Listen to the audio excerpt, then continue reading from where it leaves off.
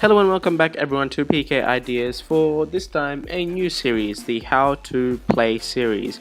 And the reason why I'm doing this series is because my channel is based 50% on chess, as you all know, but I haven't really explained how to play the game and some of the basic things that I learned when I was a child, so I would like to teach that to all of you. So hope you guys all enjoy this video, so make sure to subscribe. I will be continuing this series quite often, so make sure you subscribe so that you won't actually miss a video when I keep posting. So let's get on with the series. Okay, so here you see a chessboard. A chessboard has 64 squares, 32 light and 32 dark. So here you see that there are alternate colors of squares. There's a light colored square and a dark colored square. Now on different chessboards this might be different, but the light colored squares are always either white or really light tan, and the dark colored squares can be green, blue, some other different color which is darker than obviously the light colored squares. So here you have a light square, then a dark square, then light square, then dark square, then light, dark, light, dark. The light and dark squares are alternating in both across the chessboard and down the chessboard, which means that altogether you have an even amount of light squares, 32, and you have an even amount of dark squares, 32. So in terms of in a chessboard, what do we call these specific groups of squares? So here on the chessboard, what we say is the squares that go across the chessboard are named ranks, like so. So these ones that I'm highlighting in green are called ranks, and the ones that are going up and down the chessboard are called files. So the ones that I've highlighted in blue are called files.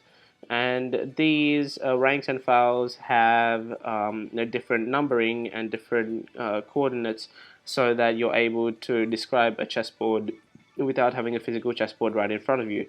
So in terms of the ranks, the side that white starts with is on the first rank. So let's imagine that this side is white over here. So this is the first rank over here, and this is the second rank, third rank, fourth, fifth, sixth, seventh rank, and the eighth rank. And here we have the files that we described, and however the files are different to the ranks in that they're described by the English alphabet. So here you have on your left hand corner, if you are white, the A file, then you have the B file, C file, D, E, F, G file, and H file. And that's the chessboard in terms of ranks and files. The chessboard has 8 ranks and 8 files. So you have 1, 2, 3, 4, 5, 6, 7, 8 ranks, and A, B, C, D, E, F, G, H, 1, 2, 3, 4, 5, 6, 7, 8 files. So that's ranks and files. Now let's go on to actually describing the chessboard. Now in terms of the chessboard, you notice that all these ranks and files have their own letters and respective numbers. So if you want to name a square, for instance, let's take this square over here.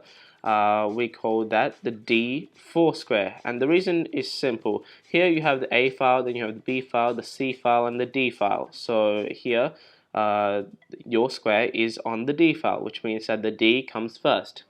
And now in terms of ranks, you have the first rank, then you have the second rank, then you have the third rank, then you have the fourth rank.